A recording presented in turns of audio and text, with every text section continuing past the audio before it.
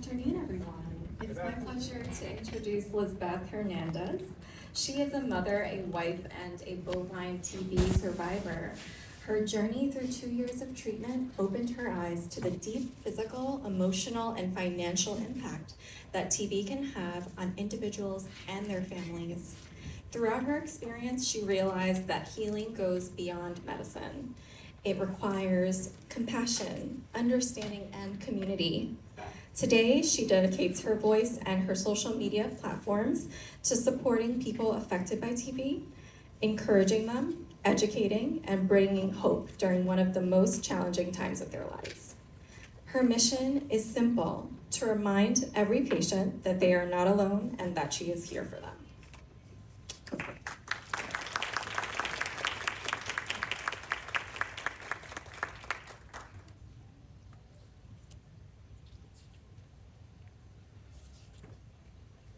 Good afternoon, everyone. Thank you for giving me this amazing opportunity to share my story about tuberculosis with all of you. My name is Lizbeth Hernandez.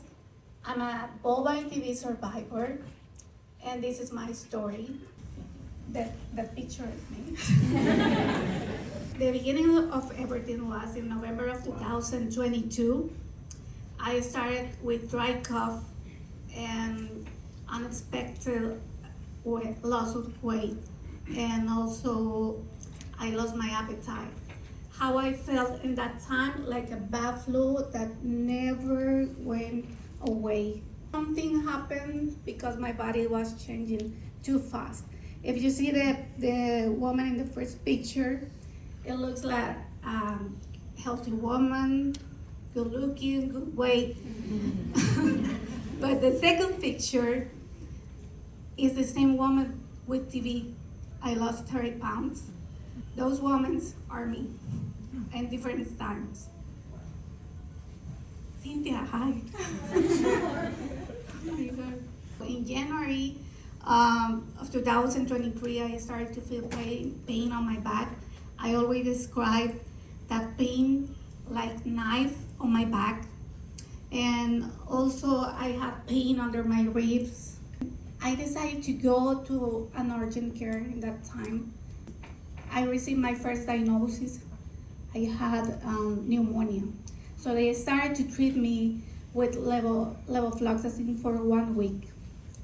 And that week, every day, I expect panic attacks every day because the levofloxacin was too strong for me. After I finished that treatment, I still felt bad after 2 weeks, so I decided to go to the urgent care again. And I received my second diagnosis, and they told me, it's not pneumonia. You have water in your lungs. And I said, what? What's happening here? You have to go immediately to the ER. I went to the ER, they did another x-ray, a lot of blood tests, and they told me that unfortunately they didn't have a pulmonologist in that time, so I had to wait 1 more week until see the pulmonologist. Finally, I went to the pulmonologist, and he told me, this is not water in your lungs. It looks like nodules, but I want to be sure what is going on in your lungs.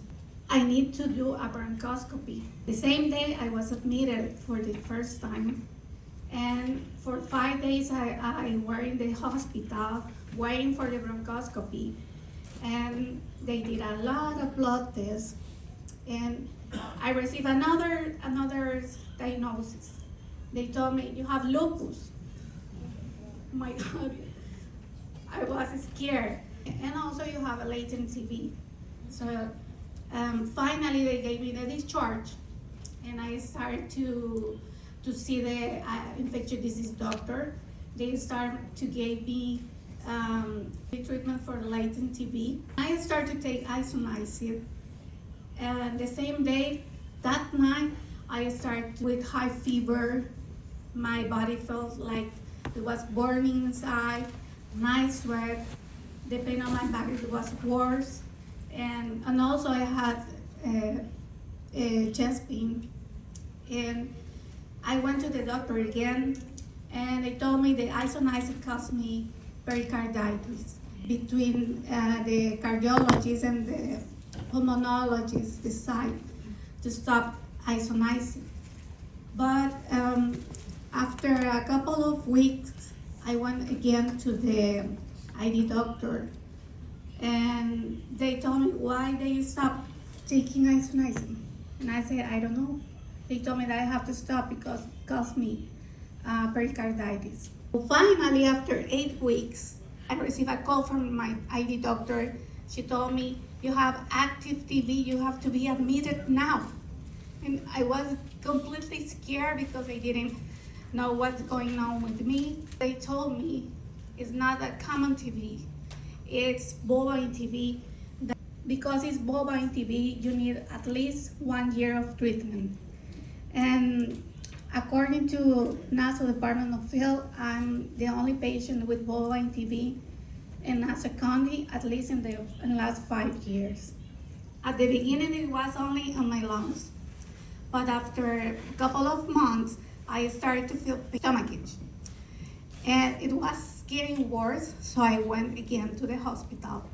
And they told me, you have tuberculosis in your intestine. You have to keep taking your TB treatment and follow up with your infectious disease doctor. And for 6 months, I had a low fiber diet. Oh my God, I started to feel better. No. In November of 2023, one day I was sitting on my bed and my foot started to shaking like this.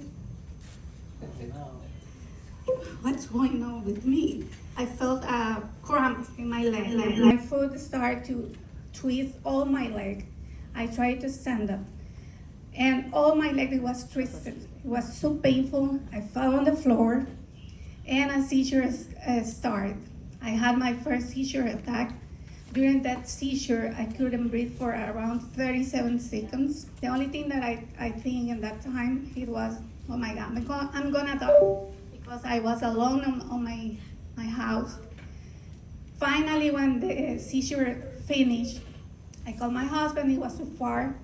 I was alone in my house, and the only thing that I did is crawl with my arms because I lost the movement of my entire leg. I couldn't walk for around 2 weeks. I went to the hospital, and they did an MRI, and they discovered a meningioma. And my brain was swollen, and for 1 week, I experienced seizures every day. It was so painful because every time that I had seizures, attacks, on my leg, it was twisted. It was so painful for me because my right foot is twisted like this. I can't explain the pain that I felt in that time. If you can see in the first picture, that was my first MRI. The white part is is the tuberculoma. It was bigger in that time. My brain was swollen. And the last picture is my last MRI from last year. Now it's shrinking. It's not completely gone. For 6 months, I had to talk with my doctors because they doesn't believe that I had a tuberculosis. Thanks God, I'm in a TB support group. I met a woman, that was the key, because I met this woman who had the same symptoms like me, same symptoms, and she was diagnosed with meningitis TB. So I started to talk with my infectious disease doctor, and he told me, it's impossible that you have tuberculosis in your brain. And I went with my neurosurgeon to check the first MRI. So they did another MRI, and he told me, I don't know what's going on, but your meningioma is shrinking. And I don't know why. I don't have any answer. And I explained him, I have tuberculosis. I'm sure that I have tuberculosis on my brain. He was the first one who believes me. And he told me, now I understand everything. You have a tuberculoma in your brain. I went to visit to my neurologist, to give me the medicine for seizures. I still taking that medicine. But my infectious disease, oh, it's not TB, but until one day I talked with him and I told him, please, I need information about me. I want to be sure that I want to survive, so please help me. How is possible that 3 doctors in the same building can speak together? Please help me. And finally, this infectious disease doctor talked with Global TB, and he told me I have to talk with Global TB because they have more experience in tuberculosis. And after 6 months of conversation with the doctors, finally they discovered that I have a tuberculoma on my brain. And doctors should be listening to your patients sometimes.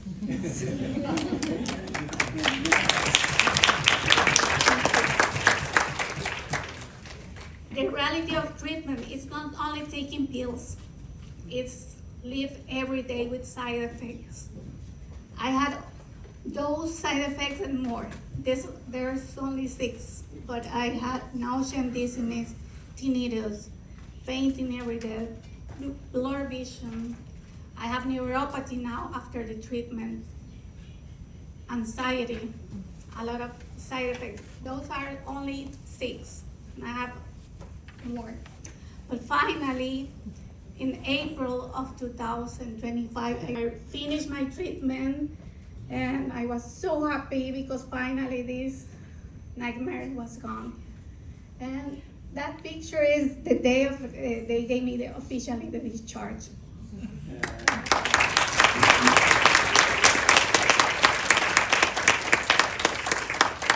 And now I try to help people, sharing my experience in my social media.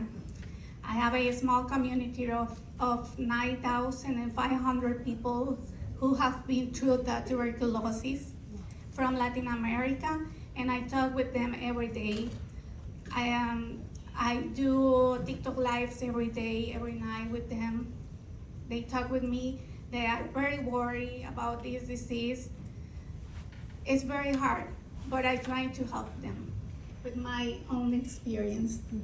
Of course, those are my TB support group. They have been with me for around 3 years. We are TB and Somos TB, and I call my community Mis Pulmoncitos. In English means my little lungs. So every part of my community call themselves Pulmoncitos, my little lungs. Thank you so much, everyone.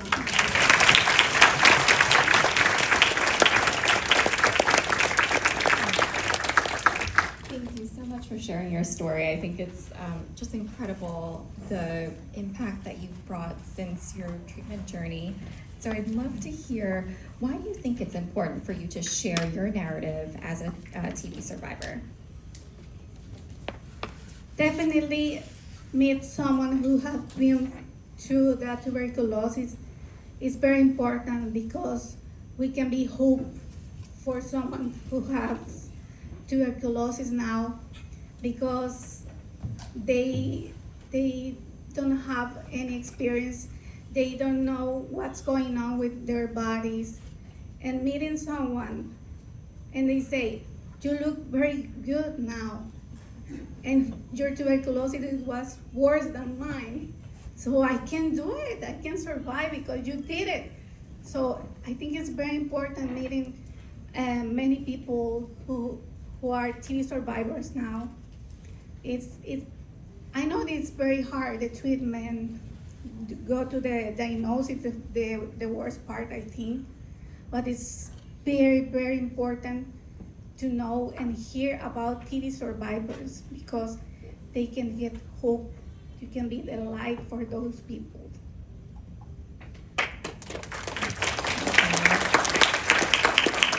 Beautiful to hear your resilient story and how you've continued to kind of start this ripple effect of just inspiring others to continue on with their treatment and survive through a difficult ordeal.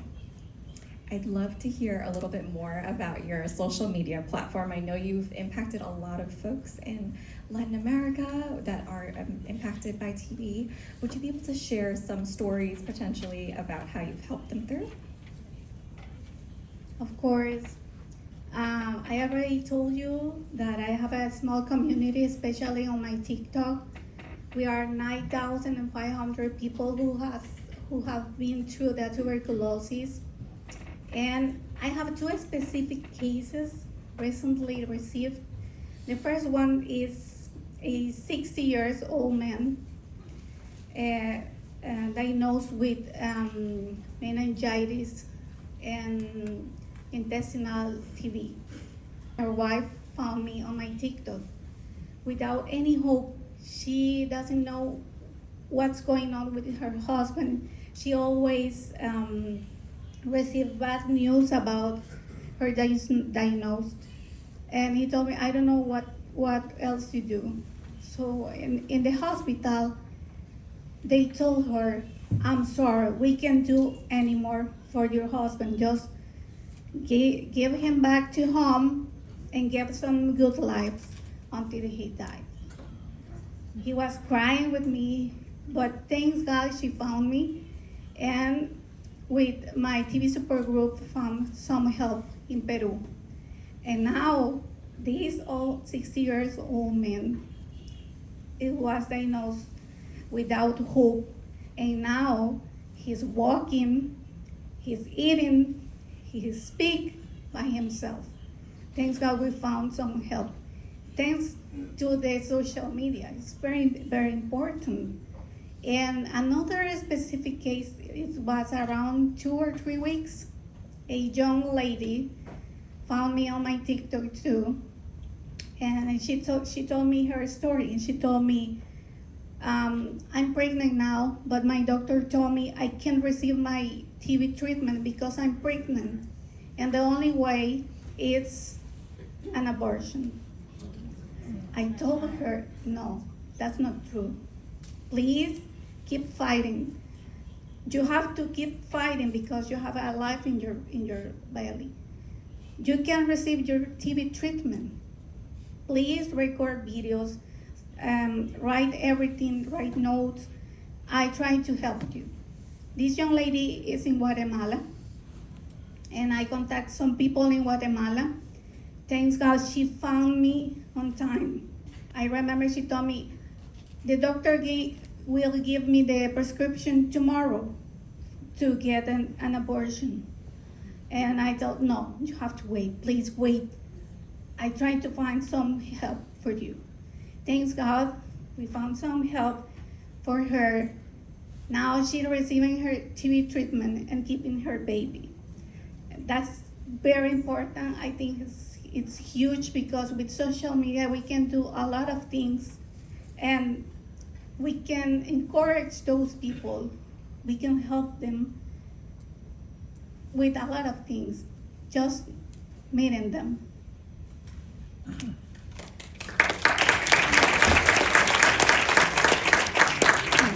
I just want to thank you so much for sharing your story, just the lasting impact you have on your Pulmoncitos, and thank you so much for being a part of our conference today.